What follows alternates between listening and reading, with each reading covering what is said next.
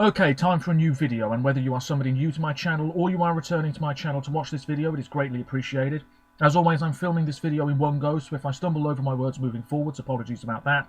And also, if the quality of this video is fairly poor as well, if there's any lag, anything like that at all, sadly it cannot be helped, and hopefully it is not too much of an issue for you. This is yet another Eurovision 2023 related video here on my channel, and another sort of reaction video as well, because right now I am about to listen in full for the first time to the Austrian track with regards to the upcoming edition of the ESC, which, as we all know, will take place this May in Liverpool in the UK, on behalf of current champions Ukraine. As always, there are links in the description to my other social media pages, check them out if you want to, and I have a little bit of information in front of me to make sure I don't forget anything too important as well. Now, I don't have a huge amount of time in which to film this video, so I will try and be as brief as possible with my thoughts. You're very welcome to let me know what you think about this song in the comments too. First things first, yesterday, at the time of recording this video you're watching now, was the 7th of March. Tickets went on sale for this year's competition, and unfortunately me and my friend were unsuccessful. The Eurovision gods were not on our side. We were trying to get tickets for the big one on the Saturday night and the family show, which happens earlier on that Saturday. But alas, it wasn't to be. We both came into that experience expecting disappointment. But when it happened, when we were unsuccessful, about 2 hours after tickets went on sale, it still felt very disappointing, and certainly, I have to say, my motivation and excitement for the rest of this Eurovision season has definitely taken a bit of a dip. Whether it will move up again, I really don't know. So if I do come across as a little bit more negative or blunt with my opinions in future videos, you know why. It's just a great shame, Eurovision being in my country and not being able to go. It is what it is. I suppose there's no real point in dwelling on it for too long. Me and my friend have spoken about going up to Liverpool anyway to soak up the atmosphere, but it just wouldn't feel right. I honestly think I wouldn't even enjoy it that much. We'll see what happens.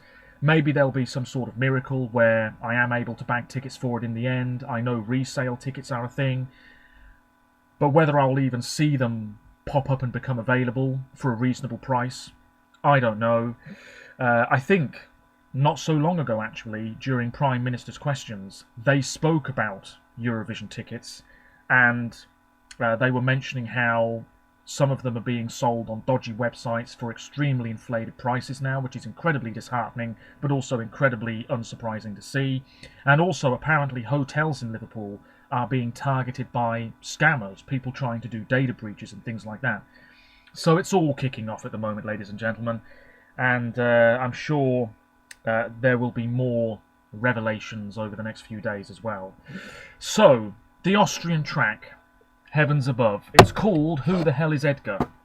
Let's answer that question. Edgar Allan Poe was born in Boston, USA in 1809. He was a writer, poet and critic whose stories, including The Murders in the Rue Morgue, earned him the nickname Father of the Detective Story. The Raven is considered one of the great works of American literature.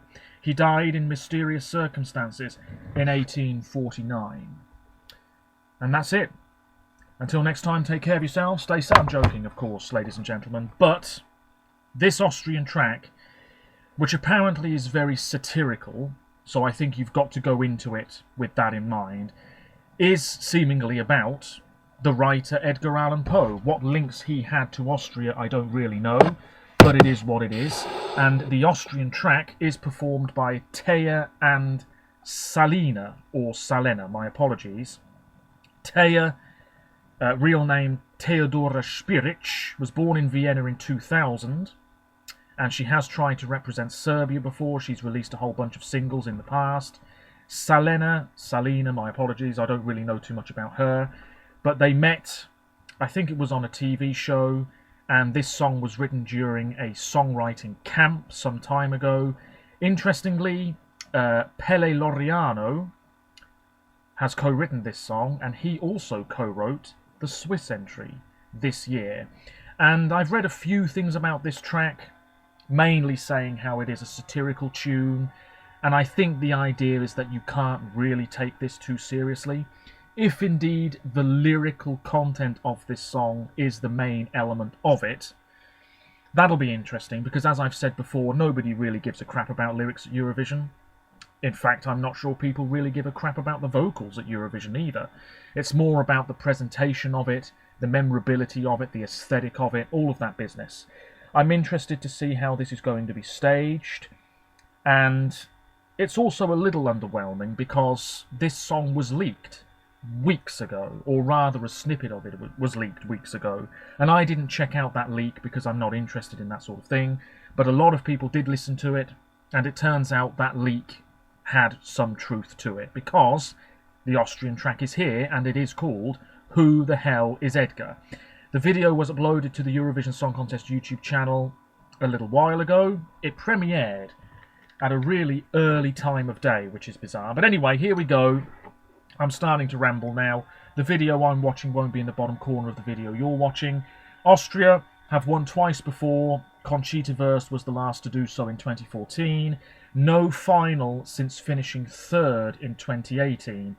And it's worth saying Austria is in that stinky second semi-final this year. So I wouldn't be surprised if this goes through. I also have a feeling this is the sort of track that a lot of people are going to love, but I won't. Let's give it a listen. Heavens above. This could be all over the shop. Who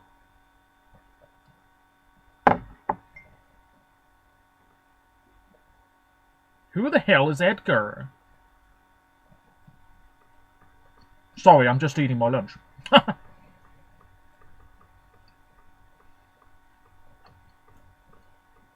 Okay, yeah, we've got some real momentum to this first verse, which is good. You're swept up in it right away. I wouldn't mind a typewriter myself, you know. Yeah, how I can see this now. They're standing next to each other on stage, and the camera is very quickly flitting between the two of them, mirroring the up-tempo nature of this track.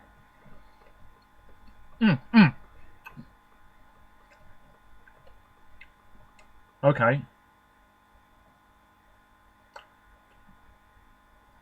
Okay, we've got some sort of choral work going on there. Very haunting.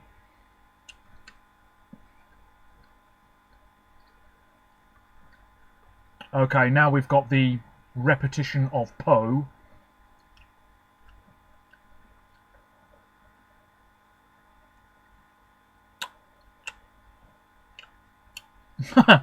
Okay, so that's the chorus then, which is highly repetitive. And this guy is doing some sort of Michael Jackson Thriller move there.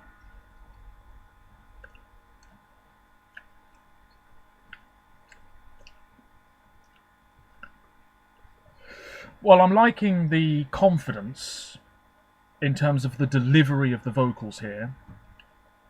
And I'm liking the verses, because they've got that momentum to them.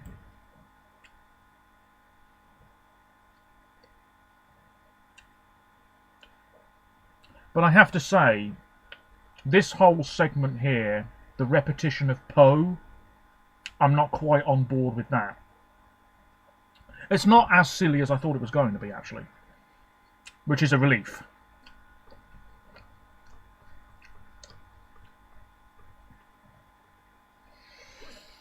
It's almost as if during this particular segment of the song, and I'm halfway through now, it's almost as if the vocals aren't loud enough, which is a really bizarre thing to maybe pick up on.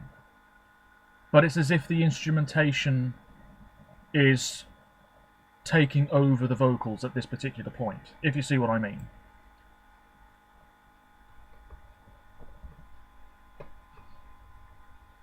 Simple dance moves, the crowd will love that.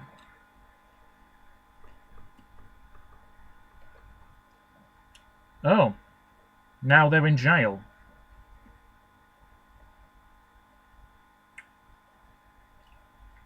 Gas station champagne is on me. Can you even buy champagne from a gas station? Huh.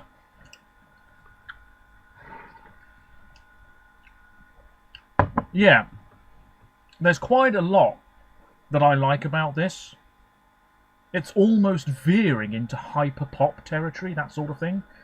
But it's the Po refrain that's sort of letting it down a bit for me, you know.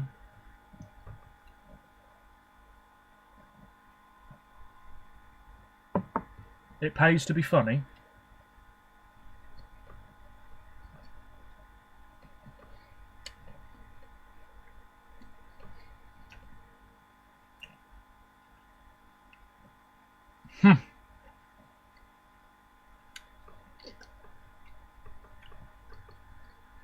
They're just having a blast here.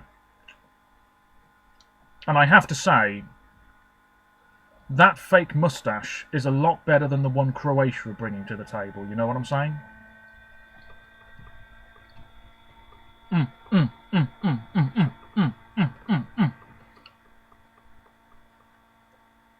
Okay.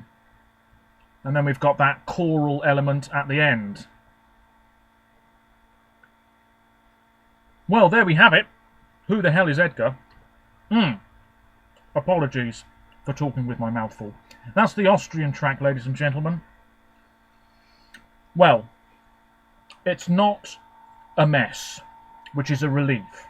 There's some substance to this song. It's not like Croatia, which is all over the place. With all due respect, it's all over the place. This song is better than that. It's catchier than that. It's probably going to be staged arguably in a more memorable way than that. It's very catchy. I like the verses. I'm not entirely on board with the whole po po po po po po po po po refrain, but it is what it is. I imagine people are going nuts for this. Absolutely nuts.